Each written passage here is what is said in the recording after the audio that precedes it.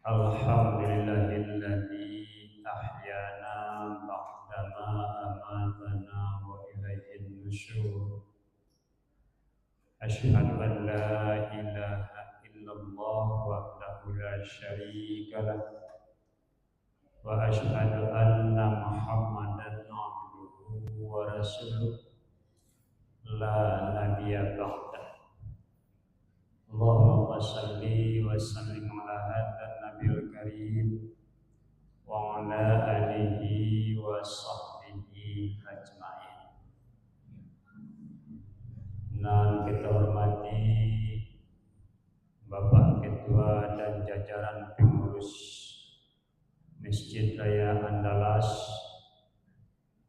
Bapak-bapak, Ibu-ibu, saudara-saudari jamaah ba'da subuh, para saimin dan saimat rahimakumullah. Bersyukur kita dengan sama-sama membaca kalimat tahmid, yaitu alhamdulillahirabbil alamin, atas segala rahmat dan karunia Allah Subhanahu wa taala. Dan sampai pagi kini tidak pernah berhenti kita nikmati.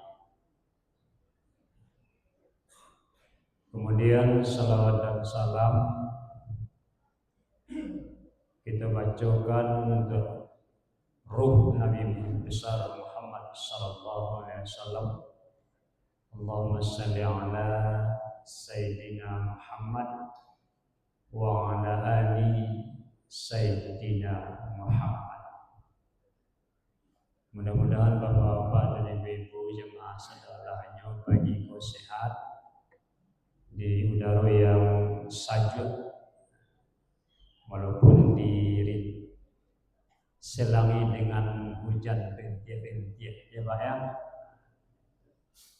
Alhamdulillah jamaah kita semua masih cukup banyak. Ternyata kalau perhatikan bapak-bapak dan ibu-ibu di bulan Ramadan kok subuh ya kan? Membuktikan bahwa sebenarnya kita umat Islam bisa jago sebelum subuh. Kan itu. Bisa jago sebelum subuh. Tapi uniknya begitu Ramadan selesai jamaah subuh kok menyusui sekali. Kan itu. Ya. Karena di luar Ramadan tidak ada sahur kan gitu. Jadi pas persoalannya sebenarnya bukan tidak bisa, tapi kemauan untuk jago subuh itu yang kurang di 2 bulan Ramadan.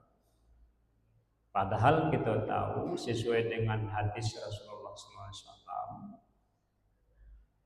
salat subuh itu yang didahului dengan salat qabliyah. Kata Nabi gitu,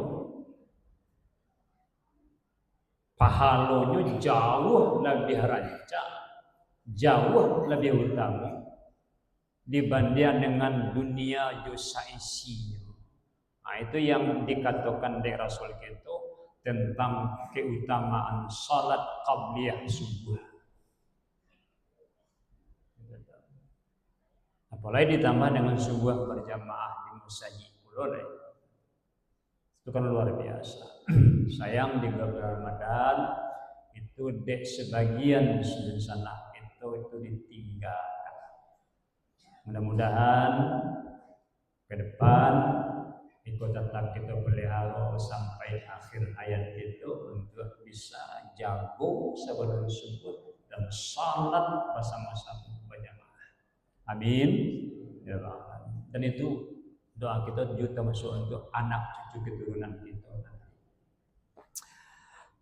Bapak-bapak dan ibu-ibu yang memuliakan, pagi subuh ko ceramah ba'da subuh kita oleh pengurus diagih tema menjadi tauladan dalam keluarga dan lingkungan.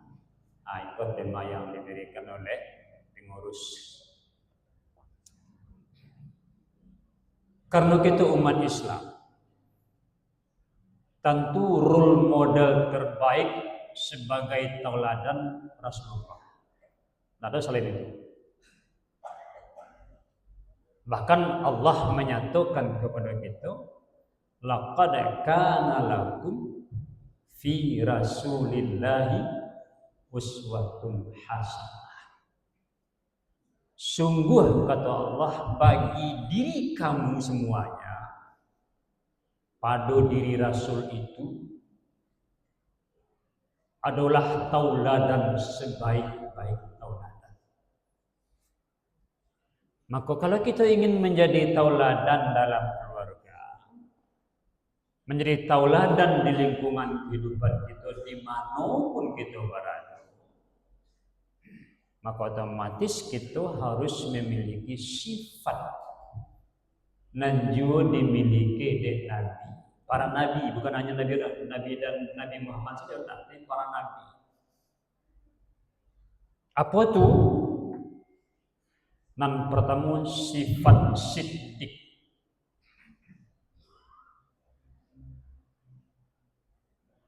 Sifat bana batu dalam kehidupan sehari-hari. Apapun profesi awak, apapun kerja awak, dan harus dijaga, dipelihara bakato bana, perilaku bana. Kalau kata orang awak, lurihnya dirantang panah, patahnya dimakan siku. Artinya kebenaran itu ada dasar hukumnya, ada peraturannya, ada kalau istilah anak-anak kuliah ada regulasinya. Sebab tanya tu dalam hidup kita kok apa dan ibu ndak sedoalah perbuatan baik itu benar. Balu tu Ustaz, baik tapi ndak benar. Kan ada itu. Baik perbuatan itu tapi tidak benar. Contohnya Ustaz, Nabi kita kan menyatakan bahwa orang-orang yang menyediakan pembukuan untuk orang berbuka puasa itu kan diberi pahala yang ada. Baik perbuatan itu.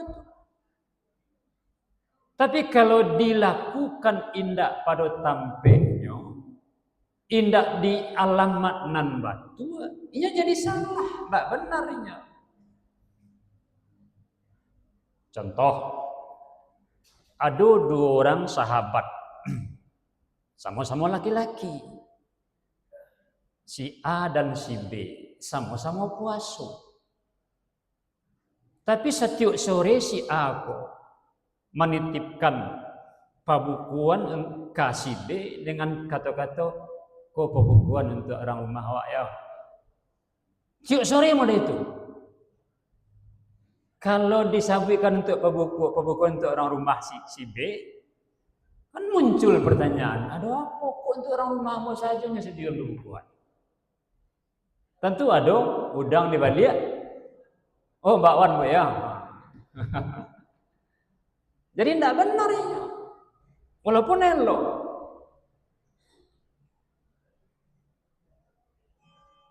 Atau ada wanita rancak, cantik luar biasa. Tiuk bersebut dengan laki-laki yang kebetulan Allah suami, senyum saja tadi. Padahal senyum itu disuruh dari Rasulullah. Ibadah, sedekah ya kan. Tapi kepada seorang laki-laki saja senyumnya. Dan kebetulan itu suami orang. Elok, tapi tidak benar. Jadi sifat benar dalam bakato, sifat benar dalam berperilaku, itu menjadi pondasi utama untuk menjadi orang yang bisa ditauladani dalam kehidupan sehari-hari, sebagaimana yang dicontohkan dari Rasulullah sehingga beliau kemudian digelari dengan Al-Amin, orang nan bisa dipercaya.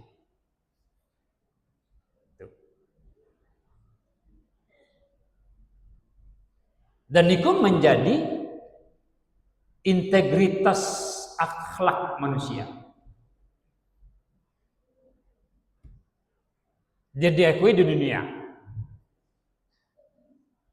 Yang kedua, sifat dan harus kata pelihara dalam hidup sehari-hari adalah amanah. Kalau sidik tadi dalam Al-Quran ditemukan sebanyak 155 kali, Pak. Dalam Al-Quran. Kalau amanah sebanyak 7 kali dalam Al-Quran ditemukan. Kata sebagian besar ahli, antara sidik dengan amanah itu pun tidak bisa dipisah. Ini ibarat 2 mata uang. Balik batimbang. Kalau orang tu benar berperilaku, bersifat benar ianya, maka ia menjadi orang yang amanah. Amanah dalam artian bukan jujur, dah itu. Amanah posif maknanya bertanggung jawab. Ateh apa? Ateh segala tugas nan ditarimonyo atau dibebankan kainya. Itu amanah. Dan itu nan makin lama makin banyak abih dalam masyarakat ini. Banyak abih. Terutama kalau lihat dalam kehidupan sehari-hari. Mohon maaf, bukan berang atau enggak, tapi memang itu kenyataannya. Sebelum puasa ada berita penegak hukum harusnya menegakkan hukum, tapi kemudian seorang kapolsek ditemukan pesta narkoba di hotel. Kapolsek padusi ibu Pak. Ini kapolsek tapi kebetulan padusi pesta narkoba. Padahalnya ditugihkan untuk memerangi narkoba.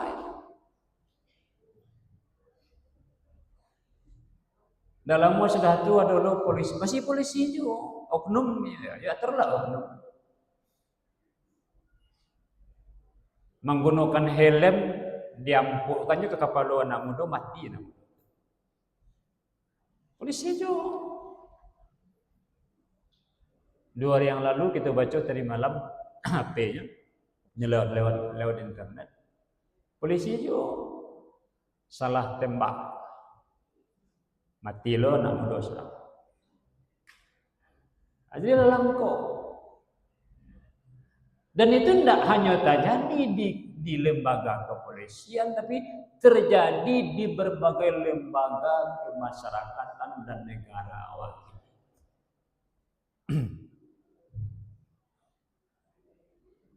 Di berbagai kementerian, tungkek membawa rapah. Baru-baru kok entah keseliut tambahan, tak tahu loh. Kata Menteri Agama, ya kan? Nah, umat Islam harus meninggalkan zakat karena zakat itu tidak populer, kata beliau. Apa tidak populer? Dalam Al-Quran 30 kali kata zakat itu didapatkan. 30 kali. Di antara yang 30 kali itu 27 dibaringin Allah dengan perintah salat. Aqimis salat wa atis zakat. 27 kali itu. Yang 3 kali tidak dibarengi dengan zakat. Perintah salat saja. Bang mengatakan tidak populer. Padahal beliau bukan orang sembarang orang. Dan kebetulan dosen nama ketika mau kuliah S2 di Jakarta. Profesor. Alhamdulillah beliau minta maaf setelah itu. Mungkin sadar dengan kekeliruan. Sifat amanah itu makin lama makin tipis di kalangan umat manusia. Karena apa? Karena godaan dunia itu makin luar biasa. Itu yang membuat Sifat amanah itu susah tayaqqu dalam diri manusia. Hubbud dunia. Kalau awak nambah mengkoreksi diri apa dan ibu-ibu, kita masih kritik pimpinan. Tidak hanya pimpinan negara, pimpinan adat saya lah contohnya. Di Padang kok hanya beberapa mamak kepala waris yang hendak menjual tanah pusat. Ya kan? Padahal enggak, tanah ini enggak miliknya kan. Tapi saya juga di kampung mungkin. Enggak boleh mamak kepala waris itu menjual tanah pusat. So tanah pusako tinggi itu bukan haknya, bukan miliknya. Itu milik kaum. Nan diwarisi turun temurun. Tidak boleh dijual. Kita tidak tahu siapa yang menaruhku dulu. Lalu dijualnya, dibawanya untuk anak bini itu. Sehingga bisa dilihat, tidak hanya di kampung, tidak hanya di Padang. Mama kepala waris yang penjual tanah pusako, idenya tidak ada dan selamanya. Boleh dilihat. Tidak ada yang selamat. Karena tidak pihak, tidak milik awak dijual, lalu dimakan. Itu bagian dari pengkhianatan terhadap amanah yang dipikul di bahu.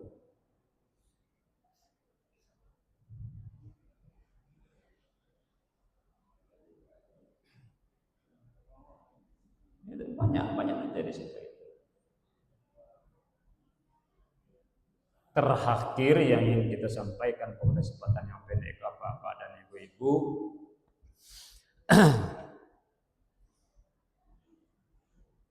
ambiasatir itu yang hadir di masjid ini, terutama yang lahir umur 30 kali.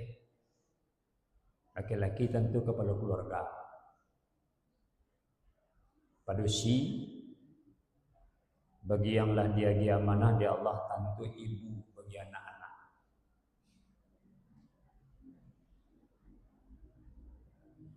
Kita kan menyadari bahwa ini tantangan dunia bagi pendidikan tauhid dan akhlak anak-anak kita.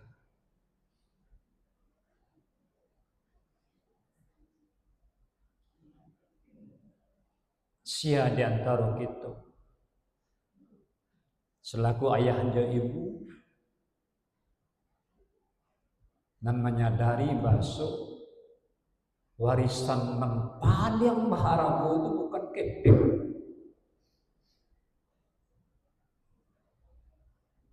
bukan nilai yang ada di rekening atau rumah bertingkat. Nah, sebab keping yang jumlahnya mungkin miliaran, rumah yang bertingkat atau yang awal gila itu kini kok sabanta bisa habis.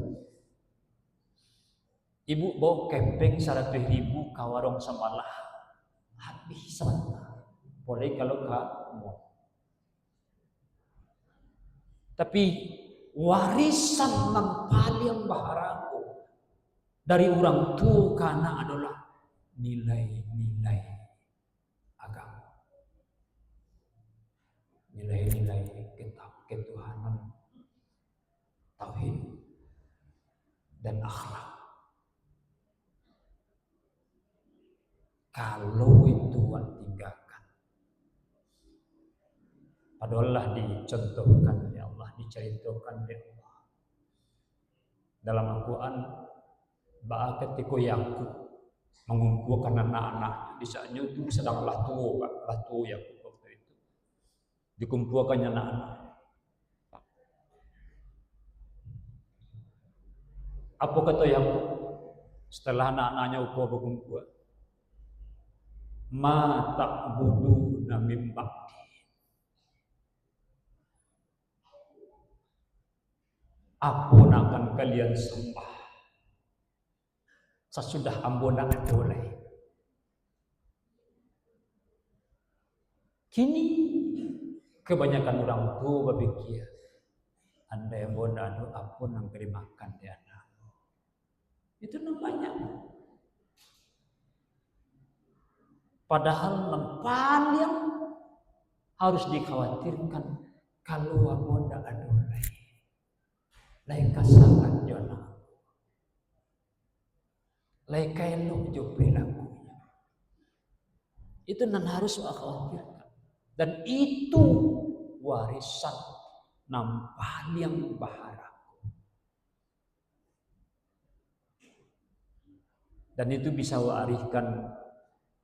kita wariskan kepada anak itu kalau sekiranya kita mencontohkannya dalam kehidupan sehari-hari, bukan dalam bentuk perkataan, tapi dalam bentuk perbuatan. Kalau kita tidak mencontohkannya, basobok tepatah minang di malah lantai kawarasia. Kalau sapu itu yang berdua. Banyak maaf bila taufiq hidayah. Assalamualaikum warahmatullahi wabarakatuh.